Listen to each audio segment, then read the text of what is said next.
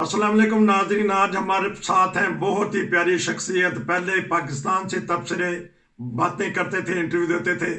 आजकल वो यूरोप में बैठे हैं। उनकी यूरोप में पहली ईद है, पहला रमज़ान गुजरा है। और मिली जुली हम बातें करेंगे पाकिस्तान के हालात के बारे में, यूरोप के हालात के बारे में, और कैसा महसूस कर रहे हैं। यहाँ तो सर्दी है, वहाँ हमने देखा है ये मलाई पराठे खाते थे, कभी ये नहारियाँ खा रहे थे, कभी ये पुलाव खा रहे थे, कभी शामी कबाब खा रहे थे। तो यहाँ का और वहाँ का हम इंशाल्लाह मुआवजा कराएंगे। समझने कि ये ईद का आज दूसरा तीसरा दिन है। तो इसी सिलसिले में हम प्रोग्राम लेंगे, क्योंकि ईद वाले दिन लोग मसरूफ़ थे, हमने उनको तंग नहीं किया। तो इंशाल्लाह हम इनसे अच्छी बातें करेंगे। अस्सलाम वालेकुम। वालेकुम सलाम वरहमतुल्लाह। आपका बहुत शुक्रिया कि आप हमें मिल ही गए, क्योंकि मैंने तो आपके मतलब ऐलान करवा दिया था, ऐलान गुमशुदा। लेकिन शुक्र है कि मिल गए। रमज़ान की मसरूफियत रही आपकी। सुनाएं कैसा रमज़ान गुजरा माशाल्लाह। रमज़ान शरीफ अल्लाह ताला का बहुत शुक्र है। मैं रमज़ान शरीफ से 2 दिन पहले बरतानिया की सरजमीन पर आया हूँ और ज़िंदगी में पहली मरतबा। और जो 30 साल की ख्वाहिशात मेरे दिल में यकतरफा उमड़ रही थी, उनको मैंने अपनी आंखों से देखा। अच्छा। और जो तस्कीन मैंने महसूस की, उसका लफ्ज़ों में बयान करना बड़ा मुश्किल है। जबरदस्त। तो ये बताइएगा कि कैसा रहा आपका सफ़र, कैसा रहा, क्योंकि आप वहाँ के सफ़र की तो चीज़ें बताते थे। कराची से प्यारी बस्ती में जाते थे या इधर उधर बलोचिस्तान भी गए हैं। तो आपका सफ़र खैर वाफियत से गुजरा 2 दिन पहले रमज़ान से। जी बिल्कुल, अल्लाह का बहुत शुक्र है। मैं कराची पाकिस्तान से कतर एयरवेज मेरे पास फ्लाइट थी जो रास्ता दोहा बरतानिया पहुंची। और सुबह 9 बजे, 9:30 बजे की फ्लाइट थी। और 9:30 बजे का मतलब ये हुआ कि पाकिस्तान के 9:30 बजे, तकरीबन 11:30 बजे वो दोहा टाइम के मुताबिक दोहा पहुंची। वहाँ से 3 घंटे हमको स्टे करना पड़ा। दोहा का स्टे प्लेस जो एयरपोर्ट था वो बहुत ही दिलकश लगा मुझे, बहुत ही खूबसूरत लगा। और मैंने दोहा में तकरीबन 1 घंटा तो सिर्फ घूम फिर कर एयरपोर्ट देखा है। अच्छा अच्छा। अलबत्ता ये हुआ कि वहाँ पर मैंने कॉफ़ी पी और मेरे साथ मेरी अहलिया भी साथ ही थी मेरे, और हमने वहाँ कुछ रिफ्रेशमेंट भी किया। अच्छा। और बस ये हुआ एहसास कि जब पेमेंट मैंने उसको की और वो नॉर्मल कतरी रियाल थे, जब हिसाब लगाया तो वो पाकिस्तानी 7,000 बनते थे। अच्छा चलें तो जी। मैं परेशान हुआ कि 7,000 का नाश्ता कर लिया। अच्छा चलें, ये तो होता ही है जब यहाँ शुरू शुरू में आते हैं, वो ज़रबे तकसीमें हम देते रहते हैं। तो मौसम क्योंकि ठंडा है, अपने आप को महफूज रखें, घर वालों को भी, क्योंकि यूरोप की ठंड का कोई पता नहीं, मौसम का नहीं पता लगता कि कब बदल जाए। आपने यहाँ बसों पे भी सैर कर ली, ट्रेनों पे भी सैर कर ली। तो रमज़ान भी बड़ा बाबरकत गुजारा। आपने बताया माशाल्लाह, आपने जुम्मा भी अदायगी किए और हमने आपकी मुख्तलिफ फ़ोटो और तस्वीर देखी। ईद का दिन कैसा गुजरा है? ईद का दिन तो बहुत ही अच्छा था। एक मुद्दत से अपने बच्चों को देखने की ख्वाहिश रखते थे हम दोनों। जी। हमारे बच्चे हमारे साथ थे, हमारे पोते, हमारी नवासियां, अच्छा। जिनको मुद्दत से गले लगाने की ख्वाहिश थी, वो सब हमारे साथ थे। जा। तो ईद का दिन तो समझ लो कि ईद दोबाला से दोबाला होती चली गई और आज तक उसको महसूस करेंगे कि 4 दिन गुजर चुके हैं। हाँ, तो ये तो सारी जिंदगी आपकी रहेगी, क्योंकि कैसी मुकद्दस जगह पे आपने ईद आके की है, वो आपकी सारी जिंदगी का सरमाया बन जाएगी। क्योंकि आपसे मैं हल्का फुल्का इंटरव्यू ले लूँ तो वहाँ से तो आप पुलाव, जर्दे, बिरयानियाँ, शामी कबाब, रायता दिखाते रहते थे। तो यहाँ भी आके वैसा ही प्रोग्राम ईद वाले दिन बना या कुछ चेंज हुआ था यहाँ के मीनू? नहीं बिल्कुल, वो वैसे तो खैर नहीं बन सकता, क्योंकि वहाँ तो बहुत ज्यादा फ्रीडम थी, यहाँ के कवानीन। फिर यहाँ चूंकि मैं नया हूँ तो बहुत सी चीजों का बच्चों ने मुझे समझाया हुआ है, उस हिसाब से थोड़ा एहसास करना पड़ता है। मगर एक जगह किंगबरी को इलाका है इधर लंदन में, वहाँ हमने आलू भरा पराठा और चाय का नाश्ता किया था। अच्छा उसकी मैंने एक छोटी सी वीडियो बनाई है, जी। वो मैं आपको भेज दूंगा, आप देख लीजिएगा, अच्छी लगेगी आप। हाँ जी, वो ग्रुप में आपने डाल दिया, शुक्रिया आपका। तो और क्या मसरूफियत क्या करते हैं सारा दिन? मसाजिद ही देखते रहते हैं या वैसे भी नहीं जी, जाके? मसाजिद नहीं देख जी, मसाजिद नहीं। मैं जैसे आपको इल्म होगा कि एक scheme European union settlement visa के तहत मैं बरतानिया आया हूँ। और उसके लिए मैंने सॉलिसिटर से आने के फौरन बाद मिला। आने के फौरन बाद तो मैंने जैसे बता दिया है कि वो ख्वाहिशात जो मैं 30 साल से अपने दिल में दबा के बैठा हुआ था, उसको मैंने बिल्कुल पूरा किया। अच्छा। वो तो एक लंबी तफसील है, कभी बाद में बताएंगे, मगर इंशाल्लाह। जो काम है वो सॉलिसिटर से मुलाकात हुई। अच्छा। तकरीबन तीसरे दिन ही फिर जो कानूनी काम थे यहाँ होम ऑफिस में, बायोमेट्रिक के, फिंगरप्रिंट्स के, वो मुकम्मल किए। और NHS होता है यहाँ मेडिकल का, वो अल्लाह के फजल से, और मेल पे तो मेरी बेटी ने मेरा बड़ा साथ दिया। और बेटी ने मुझे ये पूरा लंदन जो है वो दिखा दिया इस रंग में कि पापा फलां बस फलां जगह, फलां बस फलां जगह। और अल्हम्दुलिल्लाह अंडरग्राउंड ट्रेन हुई, बसें हुई। इस वक्त मैं ग्रैंड पार्क से बात कर रहा हूँ, लंदन का एक इलाका है ग्रैंड पार्क। अच्छा। मैं वहां से आपसे बात कर रहा हूँ और इस वक्त मैं 7वीं मंजिल पे हूँ और मुझे बाहर से बड़ा अच्छा एक लुक नजर आ रहा है। बड़ी बात है। आते ही आप तो छा गए हैं। वहाँ भी आप छाए हुए थे, कराची की सैरें करवाते थे, यहाँ भी आते ही आपने लंदन छान मारा। बताइएगा कैसा महसूस करते हैं कराची की ईदें, पाकिस्तान की और यहाँ की? वैसे गहमा गहमी या शोर शराबा, पटाखे पुटूखे, गुब्बारे आले, झूले आले, यहाँ क्या महसूस करता है कि ईद आई तो पड़ी और सो गए? पाकिस्तान की ईदें तो बहरहाल एक हमारा इवेंट है कि वैसे थे मुसलमान, वो तो एक इस्लामी कंट्री है, उस हिसाब से तो कराची से पेशावर तक ईदी का समय होता था। हाँ, अलबत्ता यूरोप में महसूस सिर्फ वहीं आकर हुआ है जहाँ इबादत की गई हैं या लोगों से मिला गया है, रिश्तेदारों से, तो घरों में आकर एहसास हुआ है कि वाकई ईद का दिन है। बाकी बाहर तो एहसास नहीं हुआ बिल्कुल भी। और घरों में जाकर, जिन जिन घरों में मैं गया हूँ, वहाँ एहसास हुआ है कि कहीं शब कबाब बन रहे हैं, कहीं चिकन फ्राई हो रहा है, अच्छे अच्छे खाने मिल रहे हैं। जिस घर में भी गए हैं अल्लाह के फजल से इफ्तारियां भी की हैं मैंने अब तक, जो रिश्तेदार हैं मेरे। अच्छा। और यहाँ भी मैं इस वक्त बस खाना तो माशाल्लाह बहुत ही लजीज। और मैं ये बात बिल्कुल ऑन एयर बोल रहा हूँ आपको, मुझे लंदन बहुत ही अच्छा लगा, बहुत ही अच्छा लगा। क्लाइमेट बड़ी अच्छी है, पानी लंदन का बड़ा अच्छा है, एनवायरनमेंट लंदन की बड़ी अच्छी है।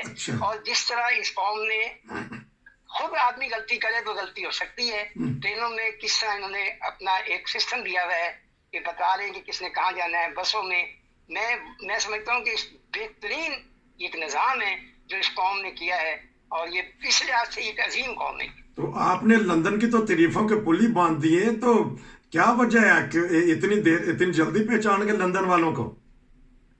बात यह है कि प्रैक्टिकल जो मैंने देखा, मैं समझने 22 मार्च से ऑन एयर जा रहा हूँ ट्रेनों में, और तकरीबन मैं सलावो एक जगह है सलावो, वहाँ जब मेरे अजीजों को पता लगा तो बड़े हैरान हो रहे थे कि आप यहाँ कैसे पहुंच गए। वहाँ से हमने, मेरा सामान पाकिस्तान से आया हुआ है, वहाँ वेयर हाउस है इनका, जहाँ मैंने अपना सामान बुक कराया, मैं वहाँ गया था, एलिजाबेथ ट्रेन में गया था। एक तो अंडरग्राउंड ट्रेन, उसके नीचे एक और अंडरग्राउंड ट्रेन। अच्छा। ये चीजें देखकर मुझे बड़ा एहसास हुआ कि बसों में, ट्रेनों में बाकायदा रूट बने हुए हैं और वो लाइटें जल रही होती है कि आपने कहाँ जाना है। और मैंने अपने मोबाइल में तकरीबन लंदन के बहुत सारे रूट्स, जिसमें बसों के रूट, ट्रेनों के route, district line, circle line, red line, इन सब के मैंने रूट्स जो है अपने मोबाइल में, और जो डायरी में पाकिस्तान से लाया वो तकरीबन आधी से ज्यादा भर चुकी है। अच्छा। तो वो कि ये डायरी जो है जल्दी भरती नहीं कभी। अच्छा, तो ये इसका मतलब है कि आप यादें साथ साथ नोट कर रहे हैं, जबरदस्त ये आदत है।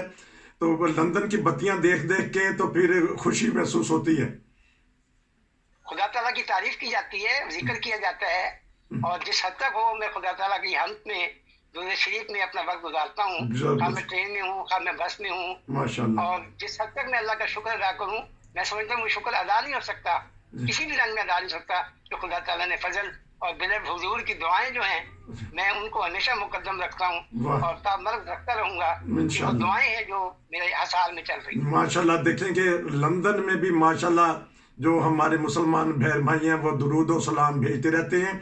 बताइएगा कि लोग बदनाम कर देते हैं यूरोप को और लंदन को, खासतौर पे यहाँ का डिसिप्लिन, यहाँ का कानून, थोड़ा सा बताइएगा लोगों को, क्योंकि आवाज़ आपकी पाकिस्तान में और पूरी दुनिया में जाएगी कि यहाँ के रहन सहन, तौर तरीके और कानून की कितनी पाबंदी है। मैं समझता हूँ कि हम लोगों ने बिला वजह अपने पर एक हसार बांधा हुआ है मुसलमान की हैसियत से। असल तो सबसे बड़ा जो मजहब है वो इंसानियत का है। बिल्कुल जी। जिसमें इंसानियत नहीं है वो मुसलमान भी नहीं हो सकता। नंबर एक, ये कौम को मैंने गौर किया है पिछले 30-32 दिनों में कि इस कौम के अंदर बड़ा डिसिप्लिन है। अगर आप तेज जा रहे हैं तो सामने वाला रुक जाएगा और आपको रास्ता देगा। ये बड़ा मैंने गौर किया। और एक बात में बड़ी दिलचस्प बताऊं, मैं हैरान हूँ अभी भी कि मेरी एक हमशीरा ने मेरे लिए हैत लिया और मुझे उन्होंने कहा मैंने हैत लिया है, आप जब आएंगे मैं आपको दूंगी, आपको बड़ा पसंद है। अच्छा मैं उनके घर गया, रमजान के दिनों का आखिरी अशरा चल रहा था, वो फिर हम इफ्तार में एक होटल चले गए। अच्छा जब मैं वापस गया तो मैंने उनसे कहा मैं अपना हैट भूल गया कहीं। अच्छा उन्होंने कहा देखे आप बस में भूल गए होंगे, गाड़ी में। मैंने कहा नहीं। वो कहने की अच्छा, मैंने कहा हमने वहाँ चाय पी थी, कॉफी पी थी रात को, वो अगले दिन गई है तो वह हैट वही कोने पे पड़ा हुआ था। मैं हैरान हूँ, अभी तक हैरान हूँ कि पॉसिबिलिटी है जहाँ एक छोटा सा पेन भूल जाए मेज पे तो वो चोरी हो जाता है पाकिस्तान में। और वो हैट हालांकि कीमती हैट था, तकरीबन 4-4.5 पाउंड का हैट है, तो बड़ा खूबसूरत था जी। वो है मेरे पास, मैं उसके साथ तस्वीर भेजूंगा आपको अपनी। तो ये देखिए ये कौम कितनी इस्लाह से जानतदार है, किस हद तक डिसिप्लिन है, किस हद तक इंसानियत का दर्द देती है। बाकी दूसरे मैटर वो अलग है, उससे हमारा कोई ताल्लुक नहीं है। मगर जो चीज मैंने अभी आपको एक बात बताई है कि मैं पाकिस्तान में, मैं हार्ट पेशेंट भी हूँ, मैं पाकिस्तान से अपना ताय हार्ट से इलाज करवाया था 4 साल। ठीक। मैं जब यहाँ आया हूँ तो मेरी मेडिसिन खत्म हुई थी, मुझे फिक्र थी, तो पता लगा जब तक NHS नहीं होगा आपका, आपको डॉक्टर नहीं देखेगा। अल्हम्दुलिल्लाह इतने मन पर मेरा NHS में कार्ड आ गया। डॉक्टर से जब मैंने टाइम लिया, अपॉइंटमेंट ली, तो उर्दू ट्रांसलेशन भी दिया उन्होंने मुझे। अच्छा। और 2 दिन इतनी जबरदस्त गुफ्तगू हुई। जब मैं NHS गया अपने ग्रैंड पार्क, मैंने कहा मुझे वो मिनट्स दे दें जिससे मैंने डॉक्टर से बात की है। आप बिलीव करें वही गुफ्तगू, वही लफ्ज जो मैंने डॉक्टर को कहते वो पेन पे लिखे हुए थे। बड़ी बात है कि आप तो गर्विदा हो गए हैं यूरोप वालों के, बड़ी जबरदस्त इंशाल्लाह आपसे गुफ्तगू रहेगी। नाज़रीन को ये बताएं कि ये तो चलिए एक हैड का इन्होंने वाक्य बताया, अगर आपके सैकड़ों हजारों यूरो गुम जाते हैं या कोई कीमती चीज भी गुम जाती है, वो आपकी अमानत है, वो अमानत के दफ्तर से आपको मिल जाएगी, पुलिस के दफ्तर से मिल जाएगी। कहीं पार्क में आप भूल जाते हैं, कहीं होटल में भूल जाते हैं, कहीं गिर जाती है कोई चीज, तो अल्लाह के फजल से यहाँ इतना डिसिप्लिन है, कानून की पाबंदी है, इंसानियत का रख रखाव है, वो चीज़ जिसकी भी है मिल जाती है। इन्होंने ये तो गर्विदा हो गए हैं यूरोप के। इंशाल्लाह इनसे कोई बात करना चाहते हैं 1-2 मिनट है हमारे पास, इंशाल्लाह आपसे सिलसिला शुरू रहेगा, सियासी बातें भी होंगी, मजहबी बातें भी होंगी, किस्से भी सुनेंगे, कहानियाँ भी सुनेंगे, आपके रख रखाव भी सुनेंगे। और कितनी देर बाद बच्चों पोतों नवासों से मिले, वैसे वो पाकिस्तान आते जाते रहते होंगे, लेकिन बिल्कुल ठीक है। मैं अपनी नवासी से, मेरा ख्याल है उनकी, मेरी नवासी 3 साल की हो गई, 4थे साल में जा रही है। अच्छा। मैं 4 साल के बाद मिला पैदाइश की लेके अब तक। अच्छा। मेरी दूसरी नवासी को भी जो यही हुई, मेरी पोती जो है उसको भी मैंने फर्स्ट टाइम देखा पैदाइश के बाद। अलबत्ता मेरे दोनों पोते पाकिस्तान होकर गए थे, अभी उनसे मिलकर गए थे। ठीक। तो बाकी मैंने अपनी बेटी को, अपने बेटों को तकरीबन 10 साल के बाद गले लगाया। अच्छा, बड़ी बात है, बड़ी खुशी की बात है, क्योंकि आप तो हमारी रूह रवां हैं, हमारे ग्रुप्स की। प्यारी बस्ती में आपकी बातें आती रहती हैं, सारे लोग आपका इंटरव्यू सुन के, अब तो आपकी तस्वीर भी मैंने मोटी करके लगानी है, पहले आप तस्वीर भी नहीं लगाते थे, हमें मजबूरन कुछ ना कुछ पाबंदियां करनी पड़ती थी वहाँ के जो रहने वाले हमारे किसी वजह से, लेकिन अब आपकी मैं तस्वीर भी लाऊंगा। आप मैं आखिरी बात कहना चाहता हूँ, आखिरी बात, पाकिस्तान मेरा मुल्क है जी, पाकिस्तान मेरा वतन है। बिल्कुल बिल्कुल, मुझे पाकिस्तान से बड़ी मोहब्बत है, कोई शक नहीं जी। ये वतन बहरहाल हमारे बड़ों की कुर्बानियों से बने, बिल्कुल ये वतन सलामत रहेगा इंशाअल्लाह। हाँ, अलबत्ता इस वतन में वो लोग नहीं रहेंगे जो इस वतन को बर्बाद करने और इस कौम का बेड़ा गर्क करने के लिए बैठे हैं। वो हमने अपनी आंखों से भी देख लिया।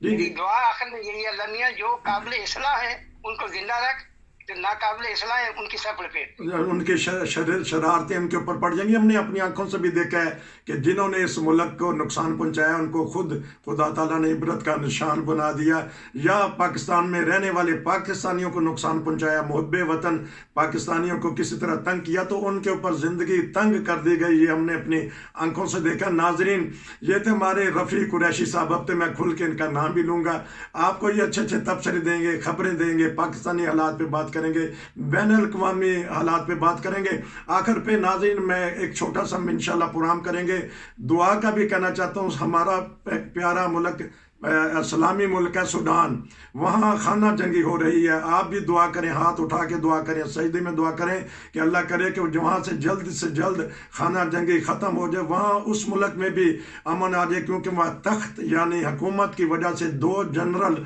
लड़ पड़े हैं। मैं इंतज़ार कर रहा हूँ, इंशाल्लाह हम अच्छा एक तबसरा करेंगे सूडान के हालात के ऊपर, आप उसको भी ज़रूर देखेगा। रफ़ी कुरैशी साहब, आपका बहुत शुक्रिया कि नमाज़ों के वक्त आपने मुझे वक्त दे दिया, इंशाल्लाह आपसे रब्ता होगा। नसीर को इजाजत दीजिए। अस्सलाम वालेकुम।